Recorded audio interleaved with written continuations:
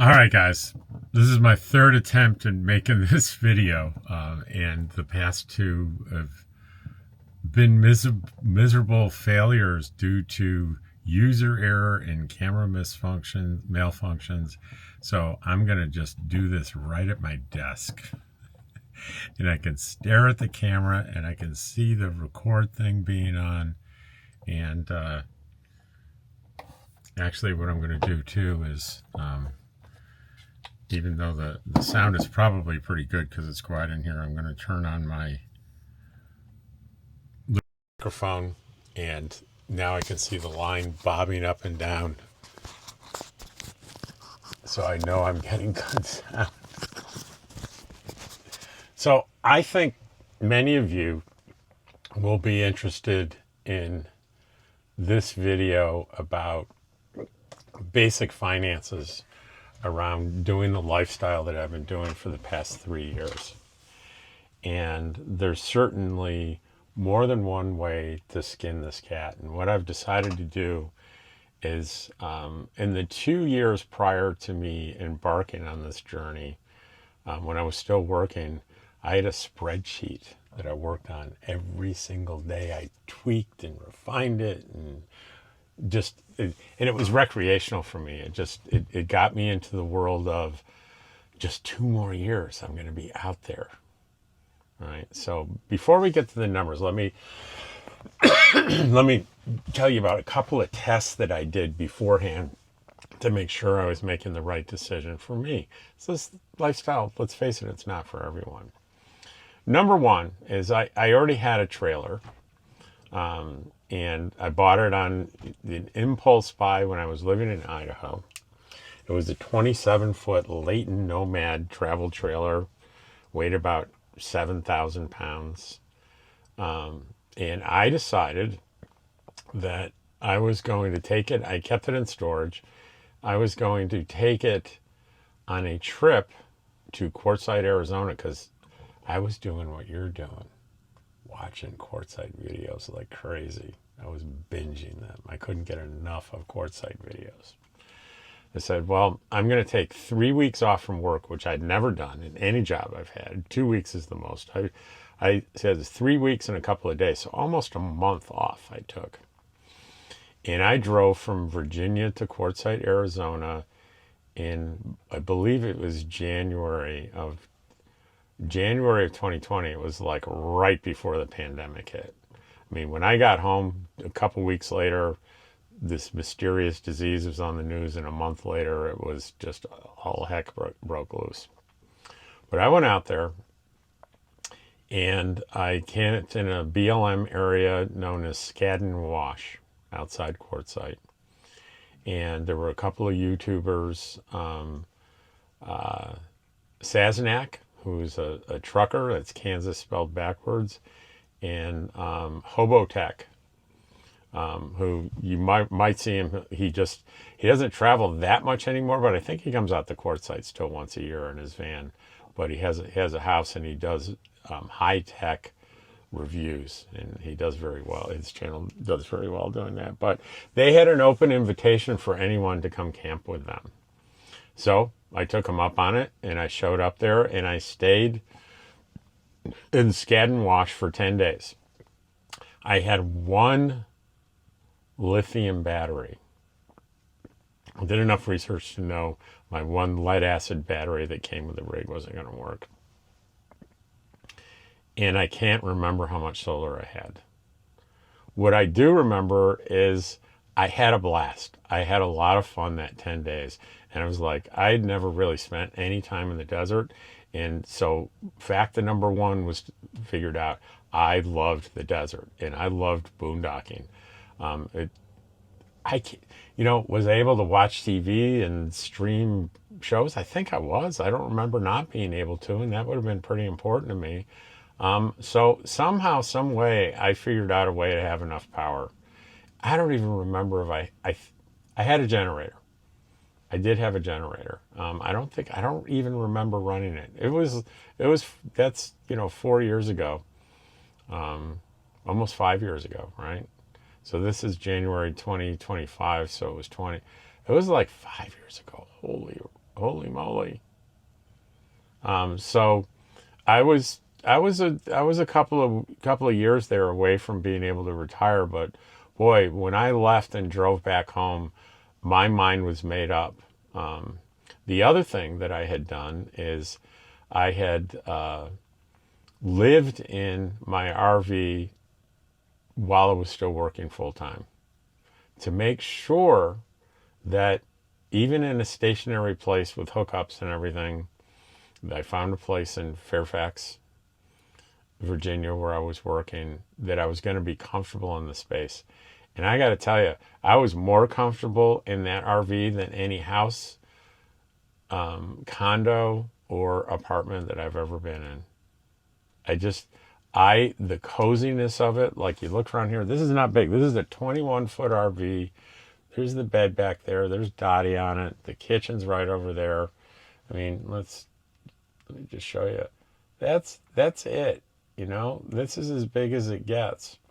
And I feel cozy is one of my favorite words, and I feel cozy in it. So I was like, this is for me. And, you know, I squandered a lot of money in my working lifetime, and I had not built up a very big nest egg for retirement. I didn't do it. I failed. You know, stuff happened. So one of the first things I did was I found out, you know, they had, I think it was a 401b or something at work where you could put away retirement money. And I started putting away the maximum that I could. It really cut into my paycheck, but it was like over 20% of my paycheck went into this for 2 years, went into this thing. And I did aggressive sort of stock market. I took a little bit of a gamble, did sort of aggressive. And the idea of that was to make sure I had enough there where I could cash that out. And if I needed to pay the 10% penalty on it, that would be fine. But then I realized I didn't have to, because over 59 and a half, I didn't have to. I just needed to pay the taxes on it. And I could use that to pay off any remaining debt that I had. So I can go out being debt free. And if you can do that, that's ideal. You do that with an emergency fund. So let me say that about those two things. The bigger the emergency fund that you have, the better off you're going to be. Now, that depends on your RV. If you're a motor home, like a Class A or a Class C, where your home has an engine in it, and you're dead in the water without that engine, and it's an older thing, that could cost $5,000-$10,000 if something catastrophic happens to that engine that isn't covered by insurance. You got to be ready for that, or you're going to find yourself in a very desperate situation. Me, I pull my trailer with an F-150. I bought it new in 2018. So if I had a catastrophic failure that cost $10,000 to repair, what I'd probably do is junk it and buy a new one. And maybe, you know, an older model. I can always find something older that will pull this home, at least for a short amount of time. You know, in a pinch, I can rent something from a pickup from U-Haul that could tow this temporarily. So I'm not stuck like I was. To me, it's one of the big advantages of a travel trailer or a truck camper, is that your transportation is a separate thing from your home. Okay, so you really have to use your best judgment on what's the risk you're willing to take. If you're saying, all I got is $2,000 in the bank and that's all I'm ever going to have, then so be it. Make it work somehow. I have friends that make that work. that have catastrophic failures. And guess what? Every time it eventually gets figured out one way or the other. It's not pleasant, but it gets figured out. The other thing is that if you don't feel capable of getting rid of your debt and having debt on the road, you're going to have to add that debt service, how much you're paying, into the numbers that I'm going to give you today. There isn't any way around that. So I've always done two sets of numbers on my budget. And one is what I really think I'm going to spend every month. And then I have a column I called cutback month. And those were discretionary spending things where if things got really bad, I could reduce that spending. Okay. But some things you don't have a choice. First one is RV insurance. I have a full-timer policy on my trailer, a regular full coverage on my F-150, and it costs me $1,200 a year or $100 a month. And, I guess I could cut back to liability only on the truck, but I'd never do it. It's just too big a risk. So in the cutback, there's nothing in the cutback month for that. Vehicle maintenance, I just plan on $100 a month. And if you plan on that and you don't spend it in a month, you want to build that up in your bank account. So for a year, I've got $1,200 to spend on things like oil changes, routine maintenance. I know that's not $100 a month. That's probably 1 month, but you want to build up a little fund in case something happens. Like you're gonna need new tires, right? You're gonna need a brake job. Things are gonna break. So have something to build that up. And I find $100 a month is pretty good for that. Vehicle registration, you pay it once a year, but I'm expressing it as a monthly expense, $50.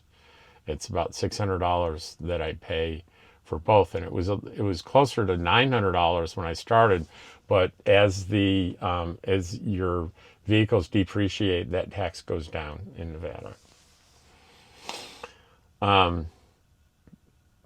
If you have like a brand new, $70,000 RV and you register it in Nevada, you're going to get a little sticker shock on the price of the registration and tax. It's going to be a lot more than $600.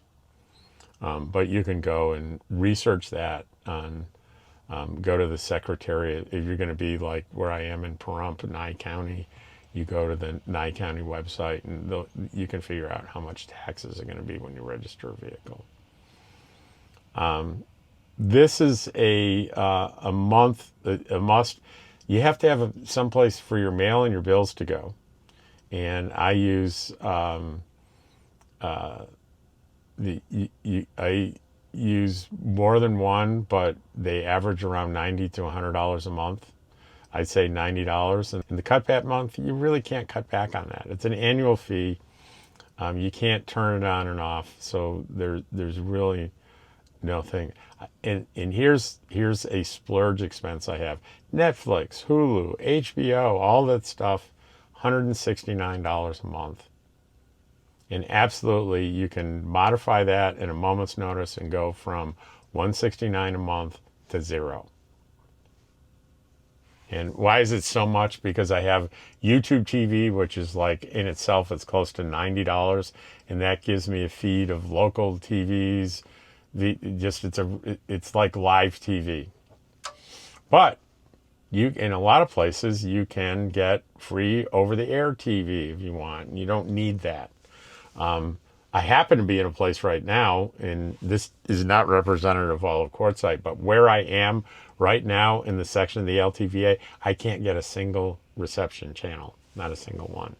And it's been like that. But there are people in other parts of the same area that I'm in that are, fairly far away from me. They do fine. So something's in the way of my signal here. And it's been that way. I've been in the same place several years. All right. Let's talk about food. I easily spend about $600 a month on food. All right. That is flexible.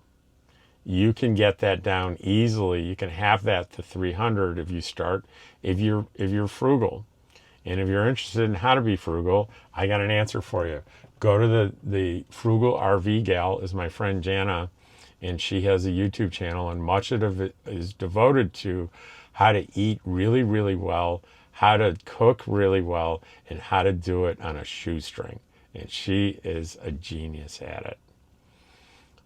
The other thing, if you're on a real fixed income, a couple of people in the comments recently said, well, I'm getting $1,000 a month, and that's from Social Security. That's all I'm getting. Well, you're going to qualify for, they used to call them food stamps. They call it SNAP now. And SNAP benefits, I had it up here. What did I do with it? Hang on.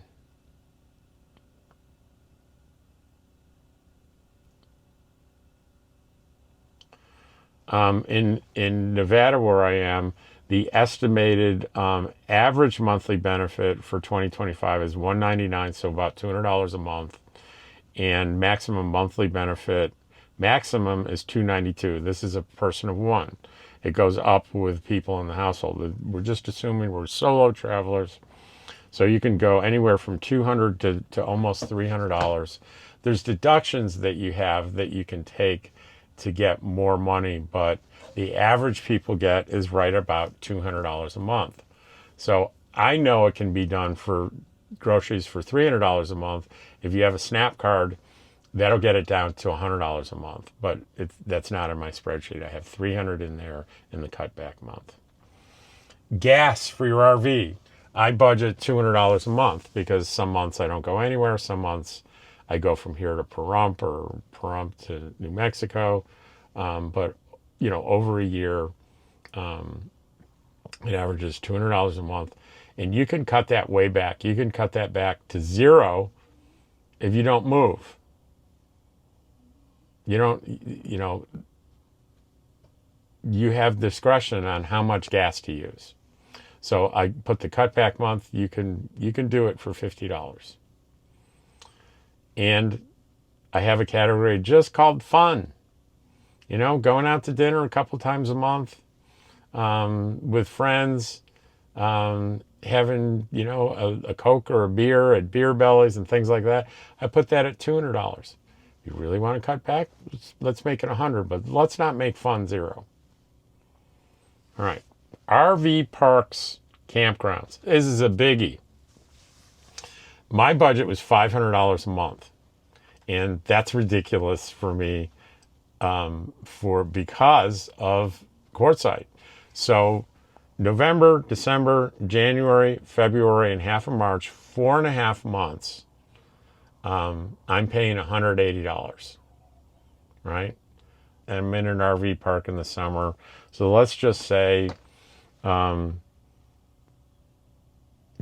July, August, September, October, September. So 4 months at 500 months. But there is that 4-month period where it's not 500 a month. It is 180 for 4 months. So that's $45 a month. But that's 45 plus, let's say 30 for propane. That's $75 a month for 4 months. And that's $4,300 for the year divided by 12. And that would average $358 versus the 500.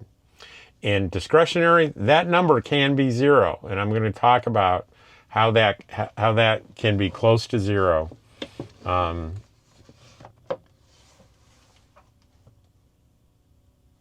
And don't be afraid about, I know many of you heard the $180 is going to go to $600, right? But let's think this through. That's the worst case scenario. They're not going to raise it more than that. But right now, if you spend 4 months here, and you can spend longer, let's say you're going to suffer a little bit on the front and the back end with hot weather, so you're going to stay 5 months.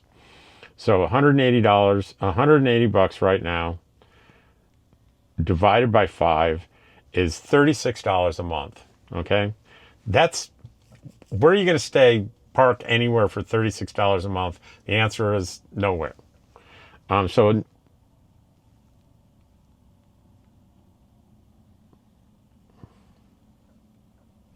hang on, 36, what did I say? 5 months. And 600 divided by 5 is 120. So you're going to go from 36 to $120 a month. It's a little painful, but it's not undoable. It's like you're not going to still. Who's going to give you a place to stay for 120 bucks a month where you have access to garbage and water and a dump station? Nowhere. So even the worst case, you're going to be okay. You don't have to stay in any full hookup campgrounds and pay for it. Why do I say that? Well, one, when you leave here, what a lot of people do is they just travel north. They go up in elevation. Some people don't even leave Arizona. They go up to the Flagstaff area. They go up in elevation. Even though it's 100 degrees in the desert, it can be 70, 75 up at those higher 7,000, 8,000 elevations, and they stay on national forest land. And yeah, national forest land, you got to move every 2 weeks. There's higher elevation BLM land all over the West. People go up to Idaho, Montana, Washington State, Oregon, California. People travel everywhere, and yeah, they need to move every 14 days. So maybe you'll spend a little bit of extra money on gas. But if you're like traveling 30 miles to the minimum to get to a new place to stay for 14 days, you're gonna have that one 30 mile trip every 2 weeks. That's not much gas money, so you don't need to worry about that. What else can you do? Well, my friend Pup Camper 58, Cheryl, who you've seen on the channel, she has been camp hosting in Tennessee for years. She spends the whole summer in Tennessee, and she stays in a state campground. She has electricity, she has water, she has sewer, all paid for, free, in exchange for 25 to 30 hours a week of light work. And in her case, she doesn't have to clean bathrooms. That's kind of, when you're looking for a camp hosting job, if you don't like cleaning bathrooms, you need to find one where you don't have to clean bathrooms. Ask me how I know. Oh, you're asking? I was a camp host for Army Corps of Engineers campground, and we had to clean the bathrooms. A heavy clean in the morning and a light clean at night. Wasn't fun. Everything else was fine. I just didn't. Is there anyone on the planet that really enjoys cleaning bathrooms? I don't think so. But state, the national parks, it's a little harder to get camp hosting jobs at national parks because they're in demand. But state parks, Texas, New Mexico, Arizona, Nevada, Idaho, all these states have state parks, and they're always dying for camp hosts. And if you're at all social, you like meeting people, and you like nice people, there are very, very few downsides and plenty of upsides. And you're staying, like, the season typically will run from sometimes May until almost October. So you actually could find a way to just be a camp host for free during the summer and spend 180 or 600 or whatever it ends up being in quartzite for the winter. And that's easy peasy. What about if you just need some more money? Well, there's at least a couple of options. There's tons of options. I mean, you can go to Creativity RV has a book that I'm going to put up here. It's very inexpensive. It's Kindle. She updates it every year. These are things that you can do online to make money. And she is a credible source for this. There are lots of sources that say, make big money online. A lot of them are scams and not worth it. But this is the real deal. I've checked it out personally. So you can do stuff online.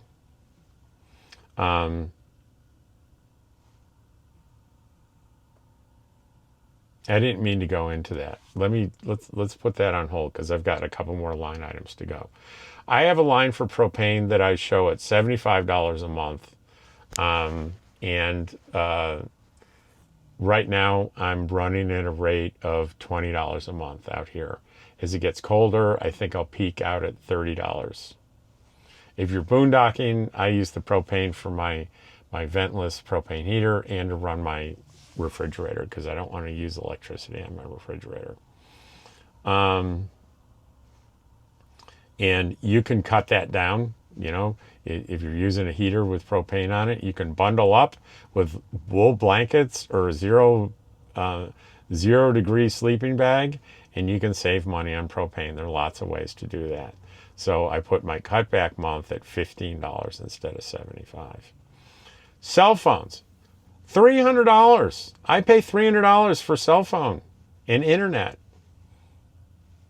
Sound ridiculous? Well, it kind of is.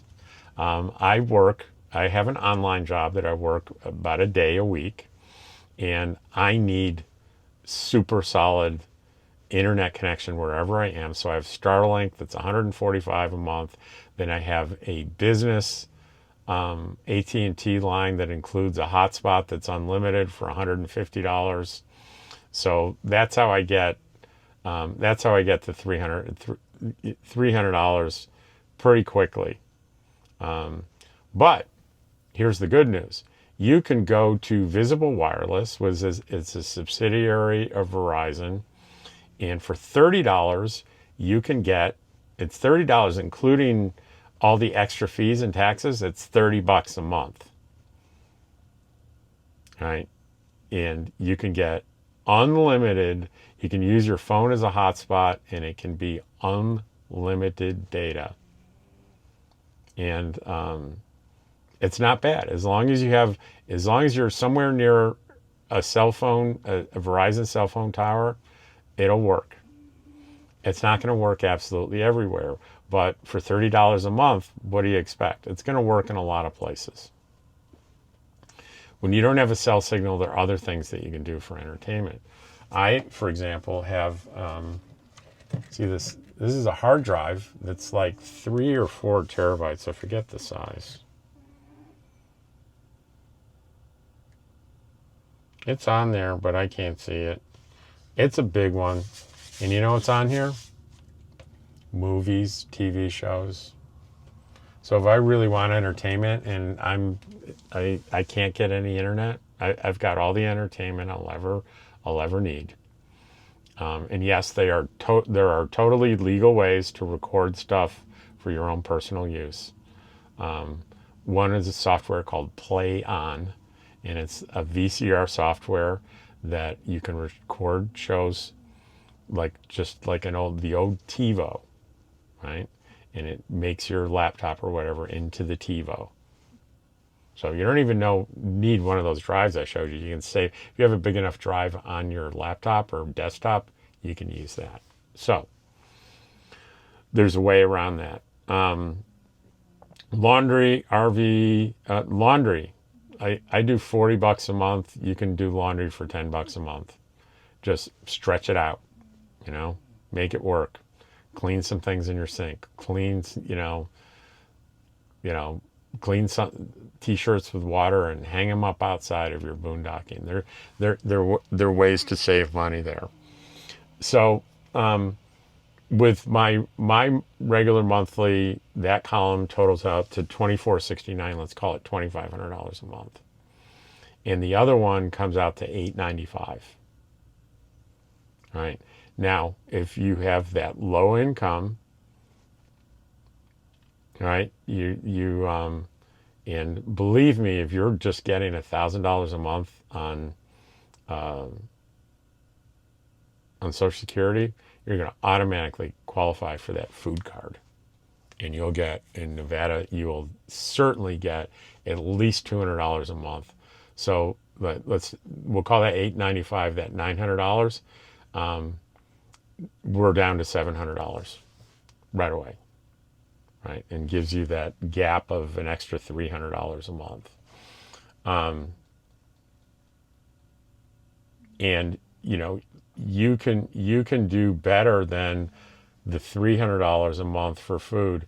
Watch that Frugal RV Gal channel. You will be shocked at what she can do and how she shops and the strategy she gives you for finding things. And even in remote areas that don't have Walmarts or fancy places, she does it in the mountains of New Mexico. Watch her channel. You can really cut back on that. You know, and you have more discretionary funding. Don't rent it.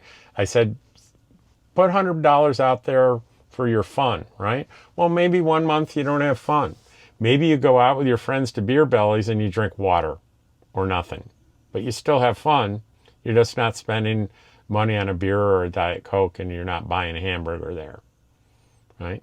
You can go out to eat with friends at Silly Al's. You don't have to buy food. You can sit there with them and drink water.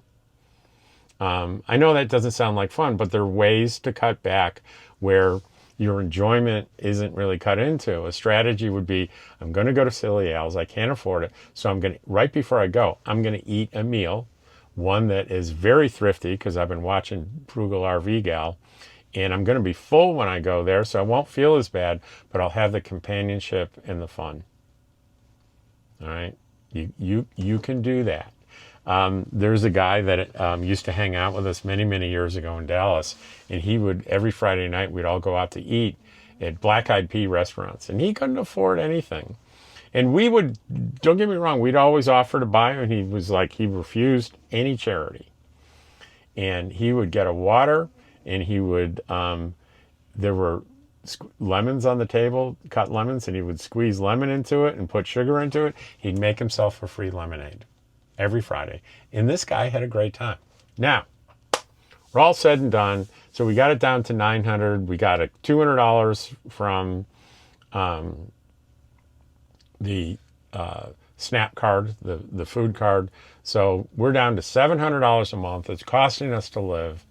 And what else can we do? Well, there's a couple of things that you can, that are really popular with nomads. And one of them is called, there's several of these, but they're called the beet harvest.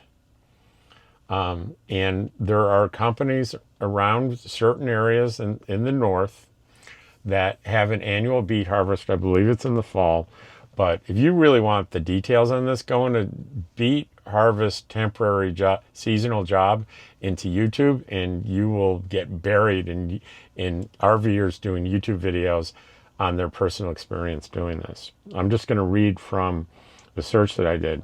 A beet harvest job, typically referring to a sugar beet harvest, can pay around $18 per hour on average, with the potential for higher earnings depending on position, overtime, and completion of bonuses, allowing workers to make up to $4,300 in a 2-week period during harvest time. You can get all sorts of details by RV seasonal job. Type that into YouTube and you'll get what you don't get. The companies trying to hire you and get you to do this stuff. What you get is people like me that have done it, that look at the camera and tell you, this is when I did it. This is exactly what it was like. This is what I got paid. This is what I loved about it. And this is what I hated about it. Plenty of credible stories out there for you. And then you'll tap into all the other kind of seasonal temporary things that you can do. So you can go someplace, work your butt off for a couple of weeks, and end up with a couple $1,000s packed in that bank account to help out that emergency fund. There are people that, I know a guy parked right across from me that he's a YouTuber, and he hang on, I'll tell you the name of his, I'm having an over 60 moment here. I'll tell you the name of his channel. I know his name, it's Herbie. Herbie, My Nomadic Dream. Check him out. He's here. He's got great genre, but one of the things that he does here is he's working. Working, you say, in Quartzsite? Yeah. He got a seasonal job. If you've heard of the Big Tent event, it's a gigantic tent they put up. It goes up in January. It goes on for like 10 days. It's an extravaganza. But somebody has to set up that tent. And it's not going to start until January 20th or so. But they're starting now with the process to create that tent. And Herbie's part of that crew. And he's going to work. He goes to work. I don't know how many hours or anything. Watch his channel. He talks about it and he does videos on it. But he's going to be living the RV life here, boondocking, and he's going to be putting some cash in his pocket. There's lots of ways to skin this cat. But you know what the bottom line is? Why I love it so much? And if you have the sensibilities, meaning you're okay not being in one fixed place, you're okay in a small place like this, you will love freedom. Freedom that I never knew before I did this. I didn't know what freedom was until I pulled the trigger, retired from my job, and hitched up my trailer and headed west. Because guess what? I've told you about my plans. I'm going to be here until March, and then I'm going to go up to Pahrump, and then they're expecting me up at Eagle Nest from June 1st to September 30th. Then on October 1st, I'm going to go back to Pahrump, hang out there for 6 weeks, and then come back here to this very same spot and do it all over again. But I don't have to. Guess what? I don't have to do any of that if I don't want to.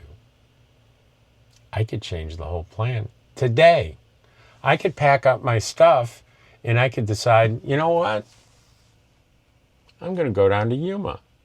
I'm going to go to New Mexico and stay in one of the state parks there in the low desert where it's real warm. I can go to California. I can go to Utah. I can go anywhere I want, anytime I want. You know, I got my little Starlink. I got everything I need with me, and I can just go.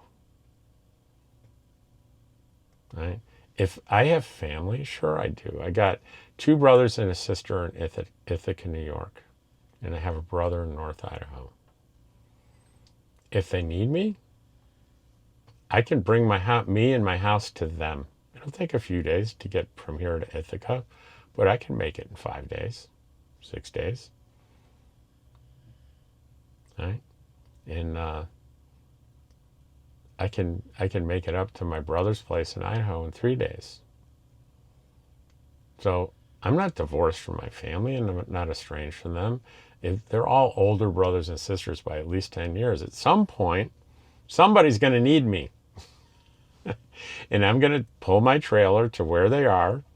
You know, if it's, you know, if it's Ithaca, I'll probably find a place to put my trailer in storage up there, winterize it, and move into one of their houses to take care of them.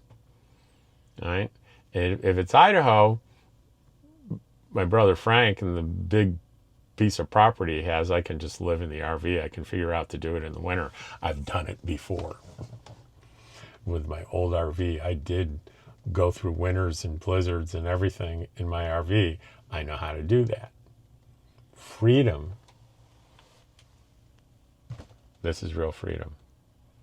If there's a big economic collapse or some other calamity where it's, you know, hard to get toilet paper and food and electricity and fuel, guess what? I harvest my own electricity. I don't depend on the grid. You know, all I need is water. And if I didn't get propane, I could figure it out. I could figure out how to do it without propane as long as I got functioning electricity and I ration it. And even if you can't get food for a little while, guess who's got at least 2 months worth of food packed away in here on an emergency basis? I'm not a prepper. I'm an optimist. Heck, I always think things are going to work out. But things can temporarily go bad, and I'm ready. That's freedom too. Freedom from worry. Freedom from worry about what's going to happen. What if. For almost every what if that my little mind can dream up,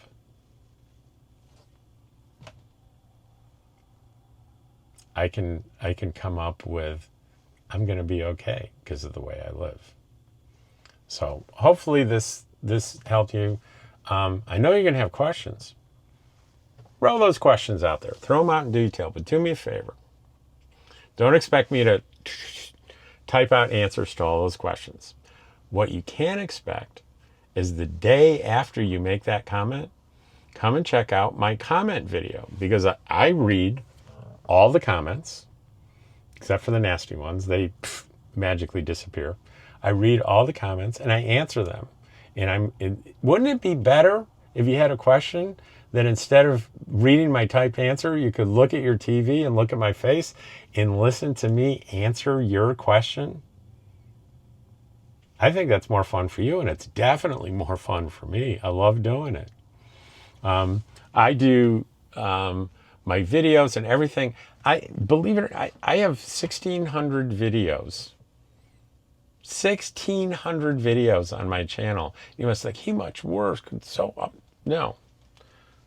I'm going to finish this in a minute, and I'm going to be done with the exception of maybe 10 minutes to upload this and do a thumbnail. I'm not going to edit any part of this. I will be done for the day with the three videos I put out every morning, plus this one I'm about 2 days ahead on videos. I'm done at 7:31 a.m. for the day. I'm not going to do any more work on YouTube.